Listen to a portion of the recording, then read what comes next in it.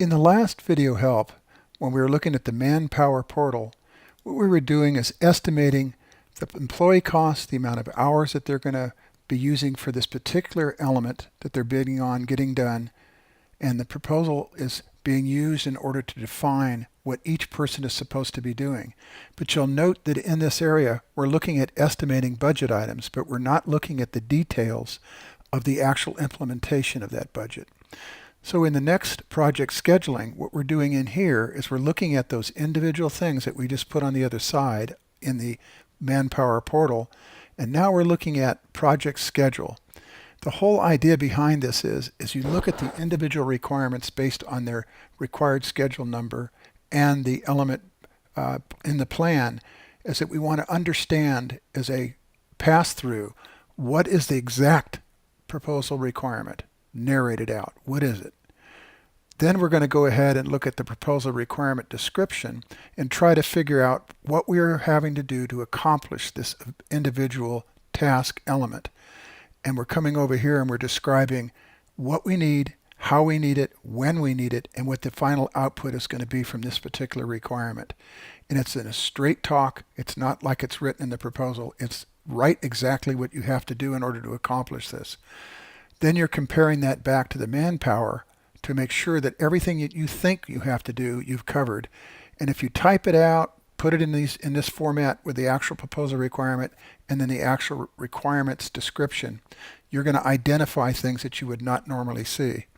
Then, when you get done doing that for each one of the tasks that you're looking at, the planned elements, then you're going to move down to the project portals. Okay, let's go down to scheduling portal. In the scheduling portal, we're going to take this a little bit further. We're going to take the information that we defined on the last screen, and we're going to schedule a timeline. This portal is used for tracking each scheduled requirement.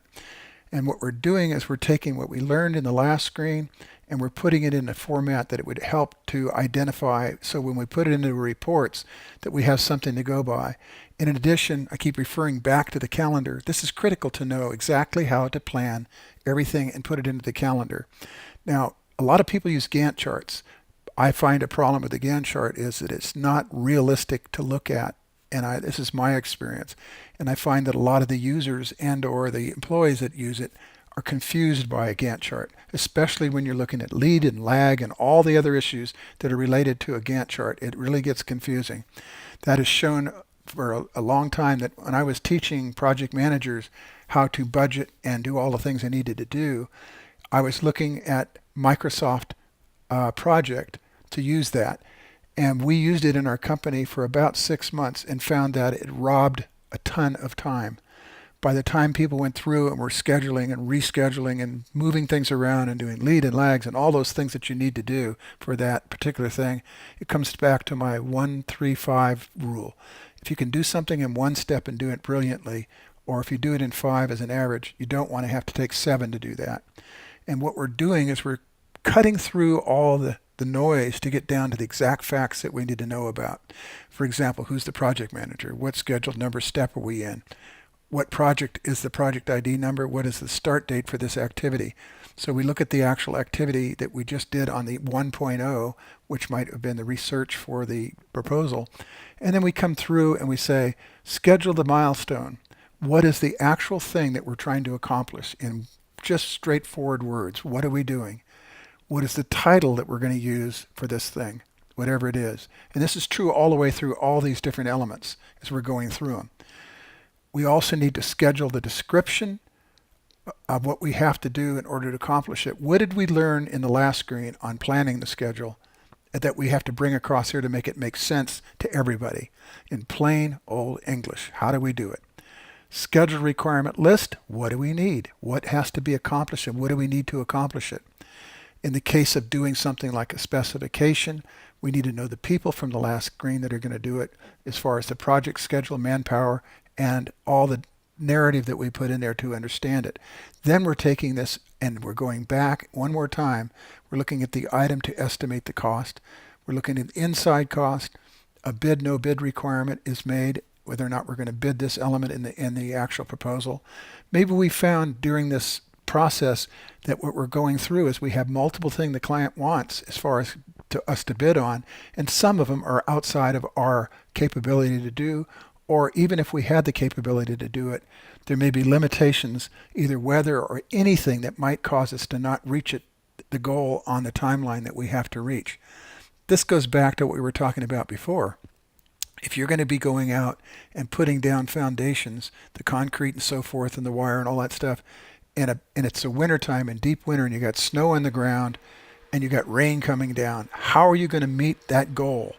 What do you have to do in order to meet that particular estimated timeline?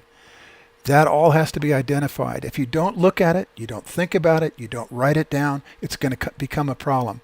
So we're going in here and we're looking at requirements for outside costs. Do we need to bring in costs, like if we're pouring a slab, do we have to have a company come in with the concrete, and what is that going to cost? Requirements, what is the sum of that? Well, when you put all this information, it'll come up with the actual requirements. Over on this side, we're looking at let's go out and come back in. We're looking at the project task status, where we're looking at task pending and all the different elements. And again, we have the edit to bring it up here and see if we have all the items that we want in the order we want them. And this is the flexibility you have in this application, that you can develop your interface and your way things work yourself as a problem solver person. You can put in the things that really make a difference in your way you approach your project and align scheduling and planning and everything like that to meet the individual statuses. Now, we've gone through, and I'll recap, we figured out basically the budget, and when we did that, we were looking at some of the elements, setting up the WBS. We looked at who are the project managers that are going to accomplish each part of the tasks that we're talking about doing at a higher level. We took it down to project managers and their time and what they have to do as far as spreading their time across all the high-level items that they are going to work on. We looked at the manpower portal, and we actually estimated for each person that's working tasks within the timeline and within the planned elements for that particular project, for that particular project manager, and what we were going to accomplish. We looked at the project scheduling. We took in and put a narrative for the requirement and the actual description, completely explaining what we think we have to do. If you don't understand what you're trying to do, make sure that you have it all written down, so if you have to come back to it and review, you have exactly the requirement and what you are expected to do within that requirement. Then we looked at the planning portal over here, and this is the next place we're going to be going in the next video. We're going to basically look at the planning process and how we're going to allocate the actual things in the planning portal. So we've done scheduling, and the next thing we're going to be doing is planning. So in the next video, we'll be covering that.